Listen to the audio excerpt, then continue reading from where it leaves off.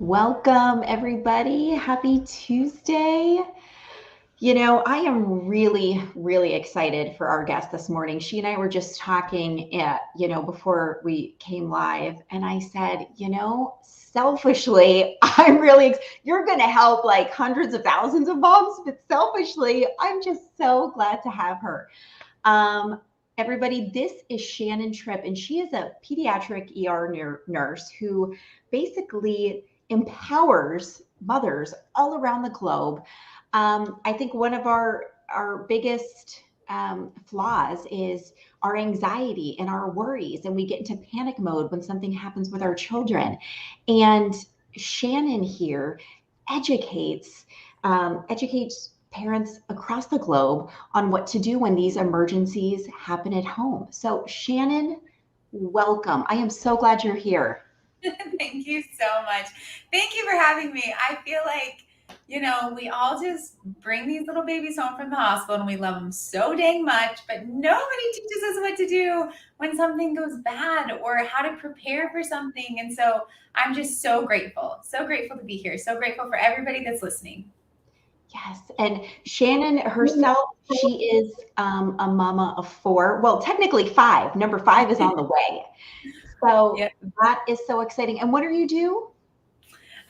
April Fool's Day. That's my due date. So we'll see if we'll see what happens. But yep, number Oh, 5 is on the way. We're so excited. oh, that is incredible. And let me ask you, because I don't know the answer to this.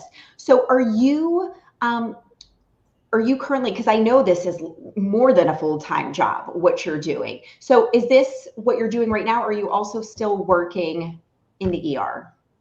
Yeah, so I worked in the ER for just over a decade, in the pediatric ER. And Mhm. then, after a while, I've seen about everything you could see. And day after day, seeing kiddos go through what they go through and parents, the tragedies that we always would see every single shift. I just kind of needed a little bit of a breather after 10 years of doing that. And so me and my family were like, let's just move to Hawaii for a year and let's just be together. And I'm going to homeschool and I'm just going to, let's just do that. But then I moved and I was like, gosh, I have such a huge space in me for moms. And I get a text from a mom like, hey, I just, what should I do? My kid has a fever. They hit their head. And I'm just like, oh gosh, I'm just going to start sharing everything online, creating classes and courses for these moms. And that's where it all started. And then I just feel like this is I have such a bigger purpose than I had even in mind for my own self. And I'm just very grateful that I'm here. That's incredible. Such a calling. Yes, Yeah. absolutely.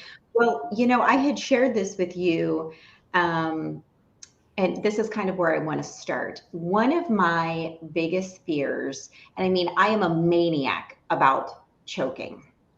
And we have partnered with a company called LifeHack, and they've already saved 204 lives. And so I have a device. I have one in our pantry and I have one in our vehicle, which makes me feel better. But I choked when I was a toddler on a lifesaver in my grandmother's kitchen. Like I still remember it. So I'm sure, and it was traumatic. So obviously that stuck with me. And now with these little people, like if my kids are just eating too, stop, you're gonna choke, stop, you're gonna choke. Like I just go into panic mode. And so I don't want you to give too much away because I think we all need the course. But talk to me about that. What's one of the first things to do besides me panic and start screaming when your child is choking? Yeah. So with me, there's no such thing as giving too much away when it comes to choking, because this is something that every parent has to know how to do. It's not optional for us anymore. Choking for years has been one of the leading causes of death in kids under 4. And it doesn't have to be, because we are so capable of helping them. We should know how to prevent it in the first place. But then even if it happens, which it will pretty much to almost every single parent, we have to know what to do, because this is an emergency. You cannot wait for help. And I don't say this to like increase any fears or anxiety. It's all about preparing and learning. And once you know, okay, I'm doing the best I can. I know that, I shouldn't give them X, Y, or Z. And then if it does happen, no problem, kiddo. Mama's got you. I know exactly what to do. Like, that's how we should feel about this. Right. So, so I just, yeah, absolutely. I'm here for all the questions, but I think the number one thing is preparing before it happens. Because if you're not prepared, and all of you can relate to this, when there's something scary happens, or, your kid falls or whatever happens, a lot of times parents just freeze. They forget everything they've ever learned and they freeze. And generally that happens because they didn't learn when they were calm and they didn't practice it. Every nurse, doctor, paramedic, firefighter, cop, whatever, all those first responders are humans, just like you and me. They just have went over these scenarios again and again and again. So when it comes time to face the scenario, they're the calm ones because they've been prepared for it. So why can't we as mothers do that exact same thing? Know what to do when your kid chokes and be able to do that. So I'm happy to share whatever questions you have around that to make sure that anyone that's listening, I cannot even, every day, at least multiple messages to me about parents saving their children from choking. And it is the most, just such an honor to be able to give this kind of information to parents. So, yep, whatever questions you have for me, I'll give them. And maybe I'm not speaking for a lot of parents, but here's what I'm going to do immediately. If one of my kids is choking, I think to take them, put them over and immediately start pounding their back. That's a good start. And that's literally, I'd be just smacking their back hard to try to coax whatever is blocking. Yep. Well, I think that's great, because that's our innate reaction as parents, is tip them over and just hit their back. The best part is there actually is a very specific technique that will help get that air up through the esophagus and push the object out. So for any baby 0 to 1 years old, you are going to lift them up, put them so that their head is below their torso. And with the heel of your other hand, you're going to hit them right between the shoulder blades. But it's not like ceiling to floor. It's like your shoulder downward. Does that make sense? So their head's below their torso, their bum's more up in the air, and you're hitting with the heel of your hand between their shoulder blades. But here's the biggest thing. Every single time you hit their back, you have to be intentional. It's going to be hard, and it has to be purposeful. Some people will do the pat thing on their back, or hit the lower back, or hit the upper back. You need to hit right between the shoulder blades. Every single time you need to hit hard, and you do that 5 times, 90-something% of the time. That is all you need to do. The object will come out if you do it right. And if you don't, or even if the object's super stuck, then you can flip them over onto their back and you do 5 chest thrusts, which, guys, I have all over my Instagram. I have it in my courses. You can watch videos. But it is very important that you do this exact movement 5 and 5 and 5 and 5 until help arrives, for babies 0 to 1 years old. Yes. And I feel personally, the back thrusting intentionally in the right spot, I feel like I would have that down and I'd be comfortable. The chest thrusts make me scared. You know what I mean? I'm turning my baby over. Am I going to get it more lodged? Yep. Am I pushing in the right? Am I going to hurt their little heart? You know what I mean? I just know that's the first thing that's going to go through my mind. Well, yeah. And again, it's just a mother's instinct. You're that feels more normal. This feels less normal. And I'll tell you, when my son choked. Have you heard this story? No. So my son, this is when it all started for me. The passion I have behind every parent needing to know how to save their kid. When my son was 10 months old, we were at a restaurant, and I was saying bye to my brother and sister-in-law on the other side of the table. I had already put him in his car seat, and I had, a few other little toddlers running around, and my little girl, my little 3-year-old, gave him a hard peppermint candy, one of those circles, those hard peppermint candies. And so he was in his car seat, and she had given him that candy, and my 6-year-old came up and mommy, Jack's choking. And she pulled on my shirt, and I went around, and Jack wasn't breathing. He He was purple blue, no air going in and out. And so first recognizing that, well, I guess I'll finish the story first. So no air going in or out, was not breathing. And I picked him up and I just instinctively did exactly what I knew how to do as a pediatric nurse, what I had taught moms for years. And what seemed like forever, the peppermint candy came shooting out across the restaurant floor. And I just fell to my knees. And in that moment, my brother-in-law looked at me and he goes, like, of course I'm crying. You know that feeling, right? I'm crying. Jack's white as a ghost on my shoulder, just limp. And my brother goes, what if a mom wouldn't have known what to do? I would have lost my son, no doubt in my mind, if I wouldn't have known what to do, because it was so lodged in his throat. And so those back blows, I did honestly, 15 of them before I turned him over, because that was the most like innate thing for me to do, is just keep doing those back blows. And then I turned him over and I did a few chest thrusts and I did maybe another 10 or 15. So the gold standard is 5 and 5. But as moms, if you're doing the exact right technique and form and pressure and all of the things, you're going to move that in the right direction. But it was in that moment I came home and I thought every mom needs to know how to do that. And so then I shared on Instagram. And of course, that's when everything just kind of started happening. Oh my goodness. But it's incredible. Oh, go ahead. Go ahead. Well, I was just going to say. Go ahead. You go. I'm pretty sure there's a little bit of a delay. All I was just going to say is that obviously, like, that's, it's God, it's moms, it's intuition, it's education, it's everything combined to prepare us for those moments. And I know that a lot of moms think to themselves, well, it's not going to happen to me. There's a mom I just talked to. She has 7 children. And she just did an interview with me and said that she's never had an emergency. And then her 7th child just had a febrile seizure. And she said it was the scariest thing of her life. And she, for all those 7 children, says it's never going to happen to me. But then she had to do CPR on her own child. And after all of those years, but she knew what to do because of something that she had learned. And so just never say never and always be prepared, but also just living life to the fullest, like not living in this fear, because preparation soothes anxiety. And that's why it's so important.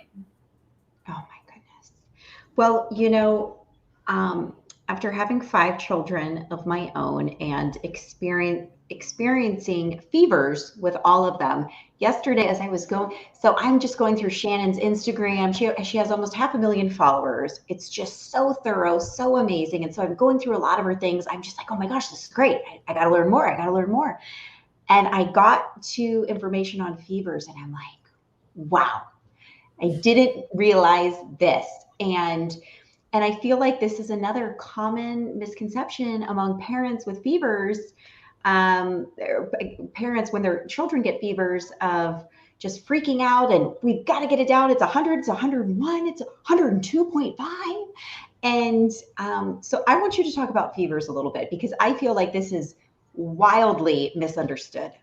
Yeah, I totally agree with you. It's such an interesting thing, because you go through, like, as a mom, fevers are super scary. And then I went through nursing school and I'm like, well, fevers aren't that scary, are they? And then I went and worked in the hospital and I'm like, these guys don't even care about fevers. Like, where is this like fear around fevers that us moms have coming from? Because in the ER, it's like, well, yeah, of course, there's viruses and there's bacteria and kids get fevers and that's how you fight their immune system. And so you just like, and so then putting it all together, and I have such a love for emergency medicine and Western medicine and medicine in general when you need it.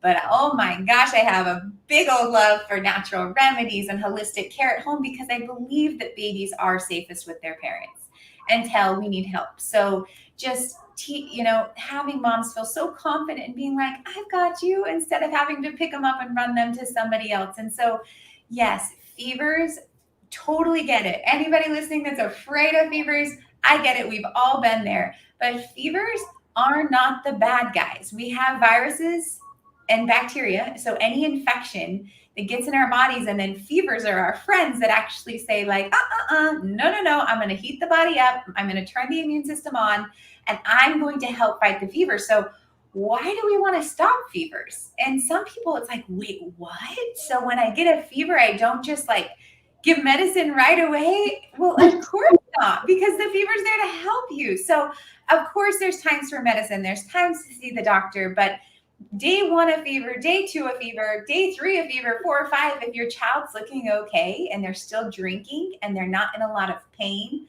then let the fever do its thing and work with the fever instead of against the fever. That shortens the duration of illnesses every single time.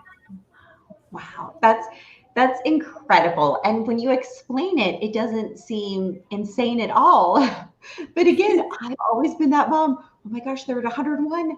But where's the Motrin? Where's the you Yeah. know? Well, and you know what? I think that some people think that the height of the fever, the number of the fever, tells you how sick your child is.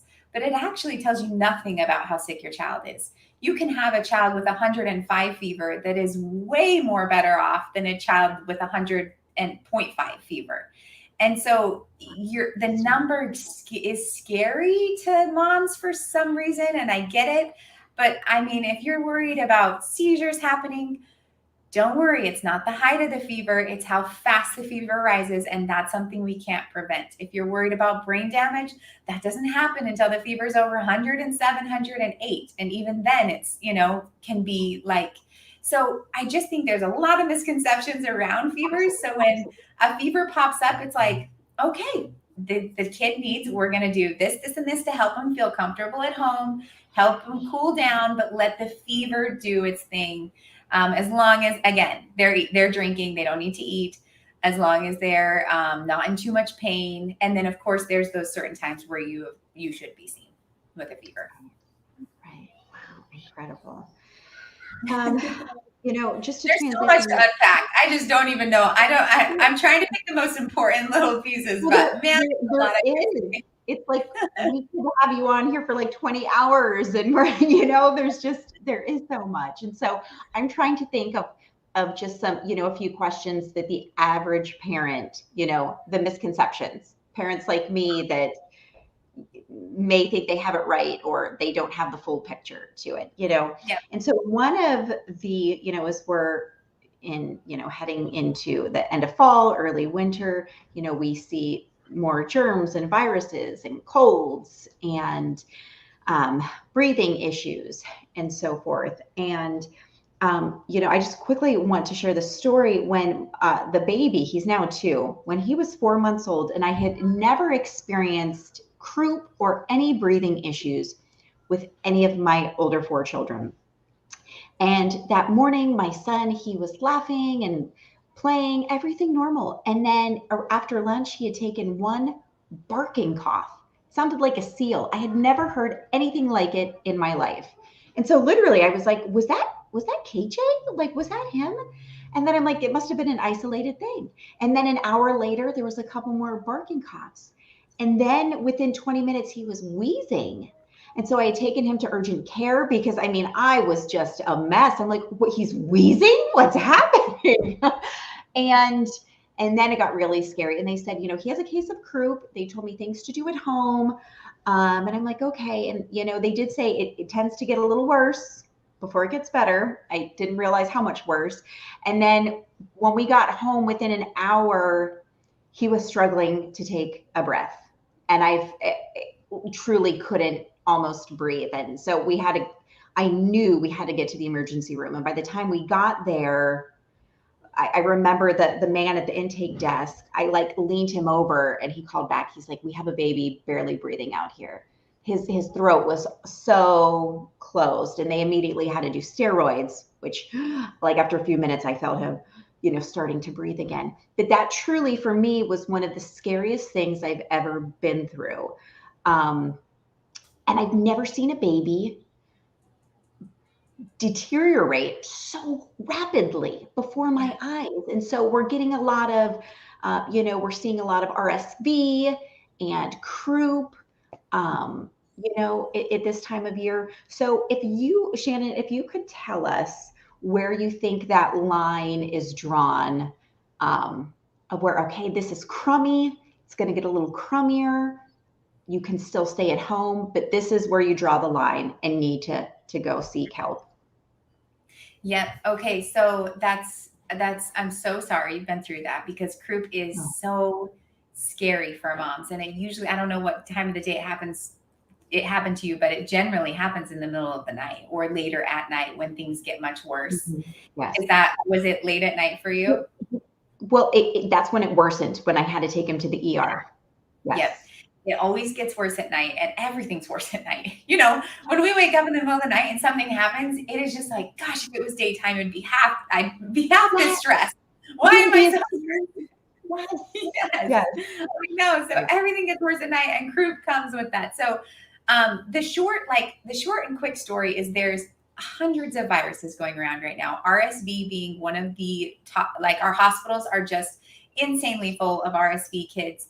And there's other words like rhinovirus, adenovirus, metapneumovirus, there's parainfluenza virus, all of these viruses, and they cause different things like bronchiolitis in kids, like croup in kids, like pneumonia in kids. And so it's just these viruses that are causing these problems. So your son got a virus and it caused him to have a reaction of croup. And croup is just when your airway gets a little bit more swollen.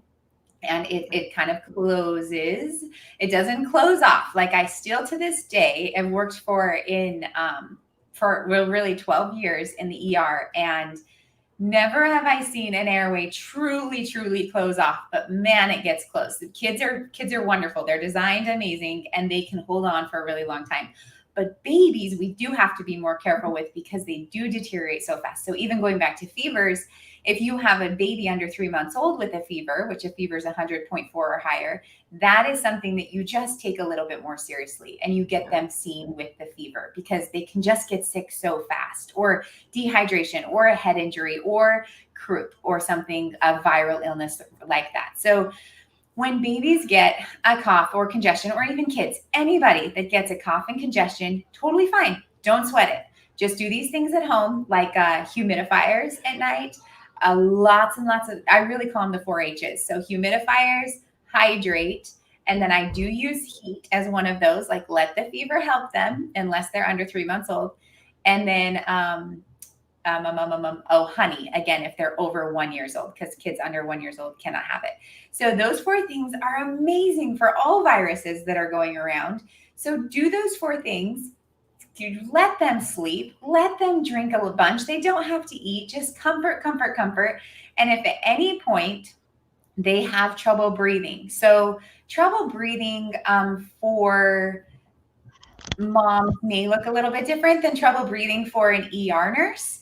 But as soon as you hear those funky sounds, so it's like croup would be like, it's like that sound. I'm so sorry if that gave you some very PTSD. Yes. Or the wheeze, like you can just kind of hear that wheeze, or a grunting noise like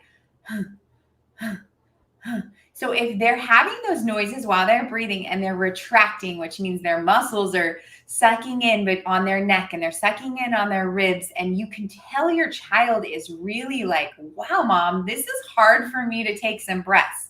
We always look at rate, so how fast they're breathing and how hard they're breathing.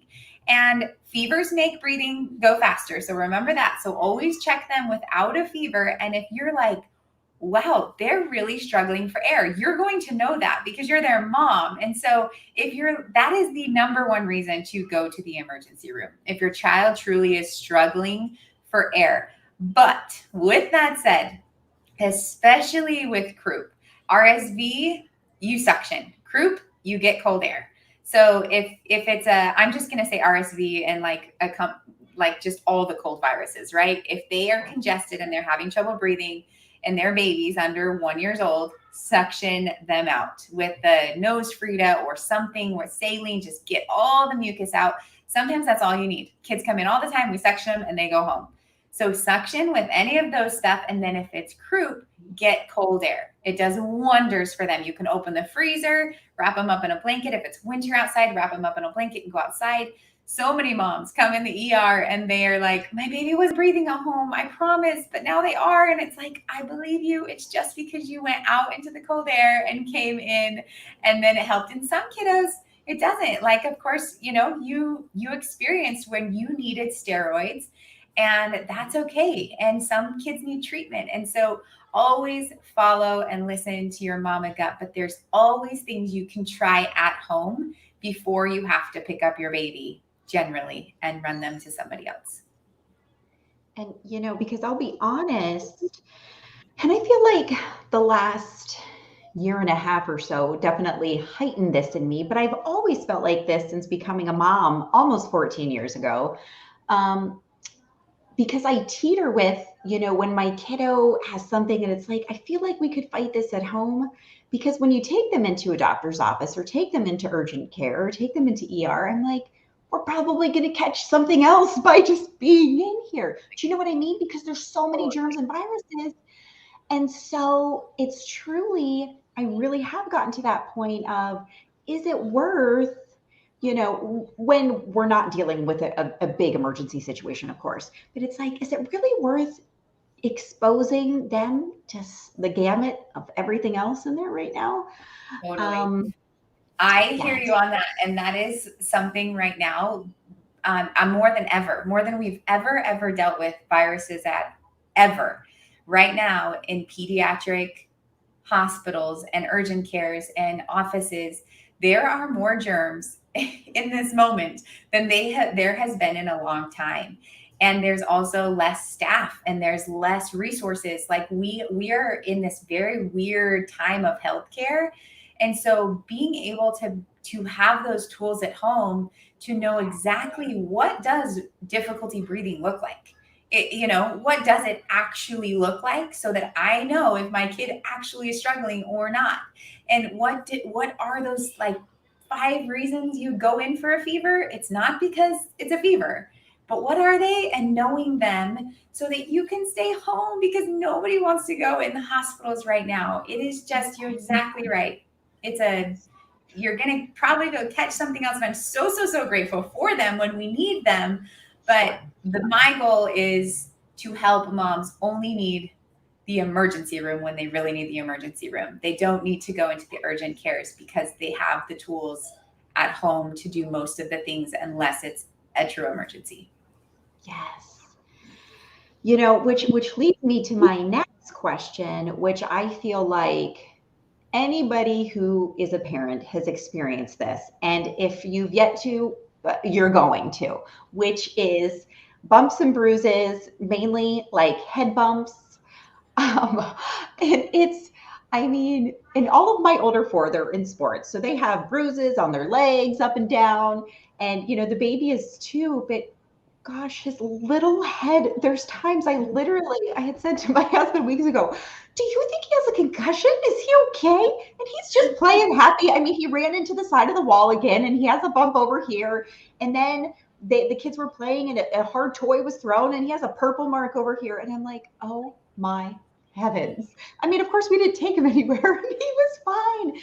But so kind of speak to that, because and I'm not sure if this is a misconception or not, Shannon, but when I know as a parent, we can immediately panic when we see swelling, right? Like when we see they get hits, they fall, we see that swelling.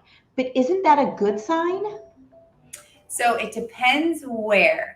If the swelling is on the forehead, the forehead is the strongest bone in our entire body for good reason. God designed us so well, and he knew that babies' heads were going to be heavy and that they were going to bonk their forehead about 5 times a day. So know that their forehead bones are so strong and they protect their little brains so well. So for a baby to actually crack their forehead or get through their forehead to their brain, it takes a lot of force. It would never happen with a ground level fall. It would never happen with even rolling off a low bed, or like it just is so something hitting it, unless there's some great force. So if there's ever swelling on the forehead, I'm always like, great spot, buddy. Thank you for picking your forehead. Now, if it's on, yes, that's the best spot to see swelling. If Yeah. it's on the side of your head, it does get a little bit more concerning. So if it's right above like your temples on the side of your head and it starts to feel really squishy, that is a sign that there could potentially be some sort of bleeding, whether it is a fracture of the skull or whether it is actual internal bleeding. But way more rare, right? So most of the time, our kids are running and jumping and playing and they're going to fall. They're going to hit their head. There is no reason we need to overreact when a child falls down. We can go up to them and be like, oh, kaboom! Even if inside you're like, oh my gosh, that looked terrible. Like, because that's how I've seen my kids fall, and I'm like, no, no, no, no, no, no, no, no, no. And then, you hear it and it just is awful. But kids can feel your energy. So go to them like, uh-oh, even if you're really nervous inside, and come up with a word that you say every time, or make them feel like you're okay, buddy, and then you turn to what you know, which I can teach you all of it. But what you need to know, the first two big questions you need to know when your child hits their head. The very, very best question to ask yourself is, give yourself a little bit of grace period, first of all. That first, if they don't get knocked out, so if they go unconscious, meaning like you can't wake them up for a good 10 seconds plus, then that's always a red flag, always. So if I obviously can't wake my kid up at all, you just call 911. But if they get knocked out for a short minute, I would watch them very, very close, or just automatically have them seen. If they don't get knocked out and they cry right away, that is your first really good sign. So whenever your kid hits their head and they start crying, take a deep breath. That's really good sign. And then after that, give yourself about 20 to 30 minutes, because they're going to cry. They may even throw up because they cry so hard. Okay. After that 20 or 30 minute time, are they getting better with time, or are they getting worse? That is the biggest question you can ask yourself. Anything that is worrisome, your child will get worse and worse and worse, meaning they'll start vomiting persistently. They'll start getting much more confused. They'll start, the swelling will start coming up. Any of these signs, they'll start having really bad headache or blurry vision or things like that. But the symptoms will always get worse over time, over the next 30 minutes to an hour. And then the other question to ask yourself is, if you did not know that they hit their head, would you be worried about their behavior? That can usually always tell you whether they need to be seen or not. If you are like, I am really concerned about how you're talking to me, how you're acting, this does not feel right, then just pay attention to that, because that is a really good sign that maybe they need to have a peek. But if your kid, no matter how hard they hit their head, if they're eating and drinking and playing, like, you don't worry. They will never have something going on in their head that is bad and look like that. So it's kind of like the basic, like, head injury 101. Watch if they get better or worse with time. And then if you didn't know if they hit their head, would you be worried about their behavior? And generally you can navigate those decisions at home pretty easily. I'm like, I needed Shannon like 13 and a half years ago. Like, I'm thinking, I remember reading What to Expect When You're Expecting, and then What to Expect the First Year, and, reading this pamphlet and this man, but I feel like, and today, and I'm a visual person. So I know I'm excited. I'm going to take your course. I like to videos and visuals. Just, I Yeah. don't know. It's the type of learner I am So versus reading a easier book. to learn. Yeah. Right. And I mean, and I'm an author. Like, I love to write, but I have ADHD, and literally I could read 20 pages and be like, wait, what did I just read?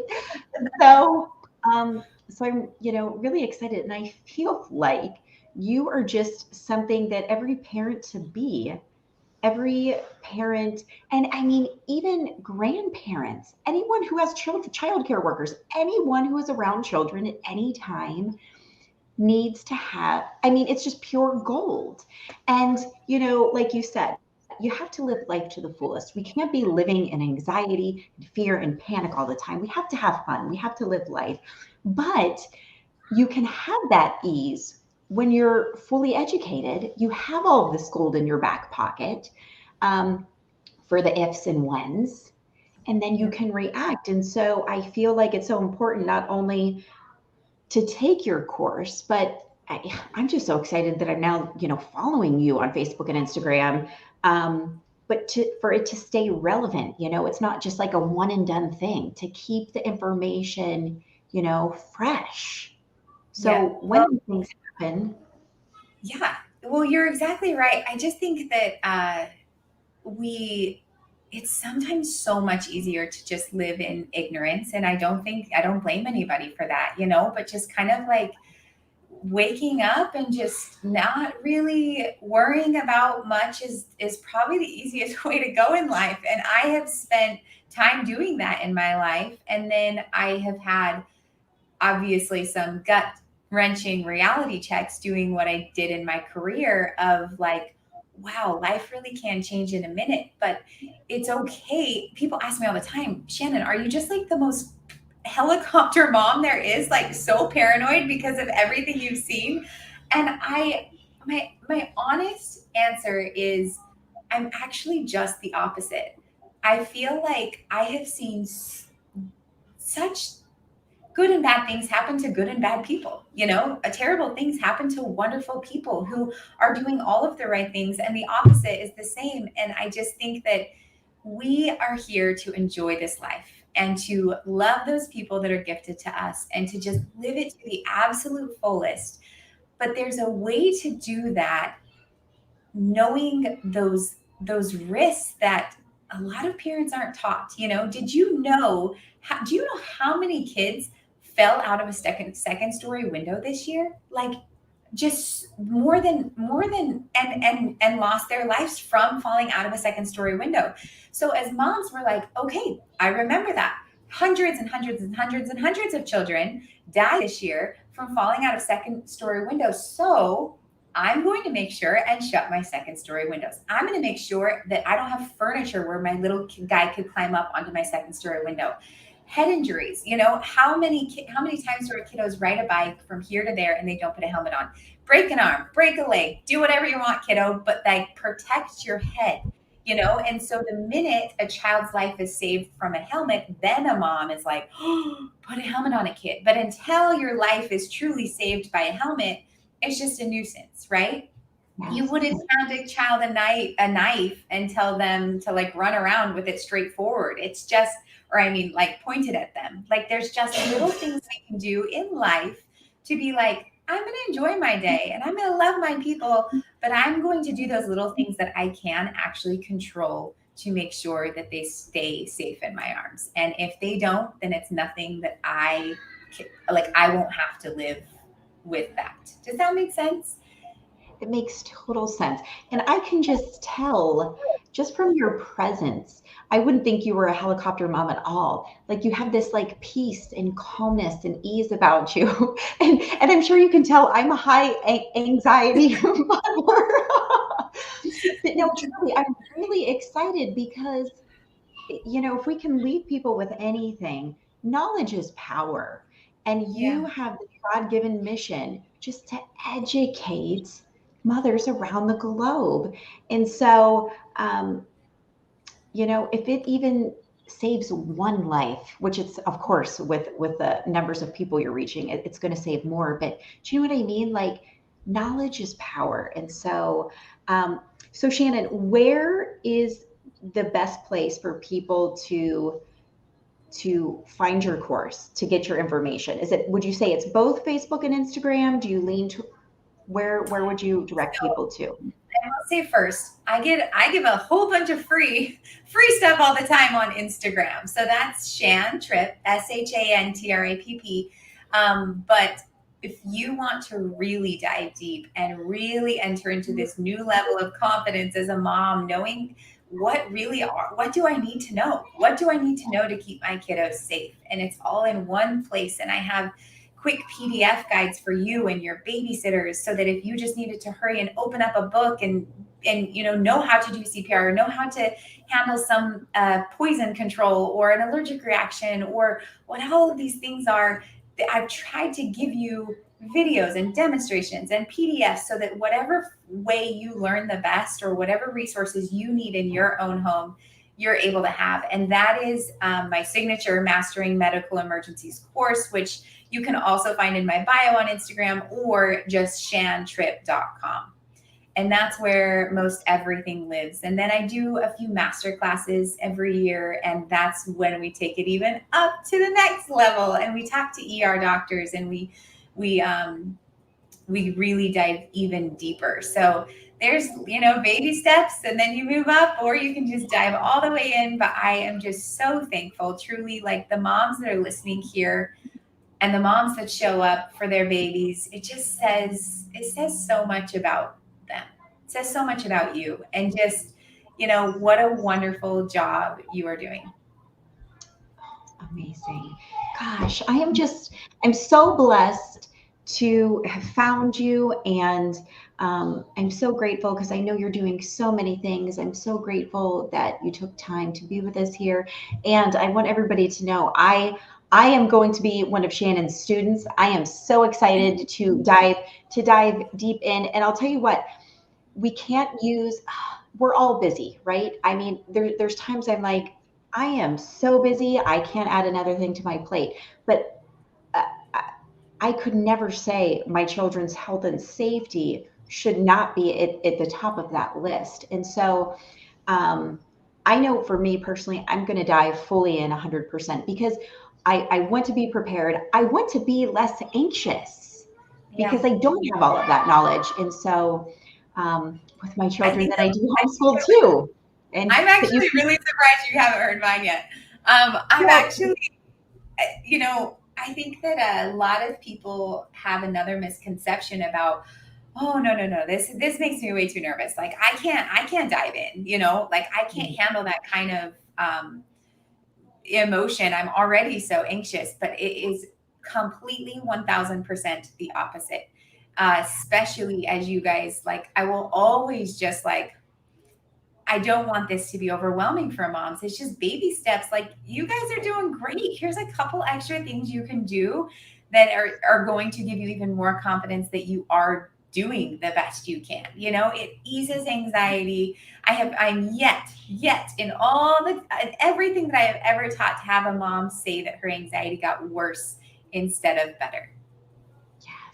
And I just love your presence. And then I think too, what an amazing value, when we think of copays. I mean, when we recently had an ER visit, and we have great insurance, and I still got our bill, and I was like, whoa, that's with our really good insurance.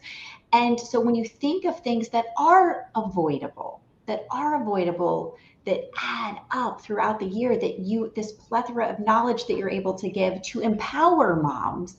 No, I've got this. I can do this here myself. And so again, I am selfishly excited, and I'm so excited to share this with our community. And you know what I'm going to do, Shannon? As soon as we're done, I'm just going to drop your Instagram link, and I'm going to drop your website link just below in the comments, so people can have easy access to it. But thank you so you're much. Amazing. 5 kids. You're doing this. I feel like what an amazing opportunity to walk in your calling and to bless moms in different ways. And I appreciate you and having me, and everybody listening. Well, thank you so much, everybody. Shannon Tripp, pediatric ER nurse. Follow her. We all need a little bit of Shannon in our lives. And Shannon, we will stay updated with your pregnancy journey. Congratulations on number 5. 5 is fun. 5 is fun. So much. I'll maybe come to you when I feel like Reagan, you said this 5th baby would be easy. No, No, we're so grateful, so excited. Thank you so much. All right, thank you, Shannon.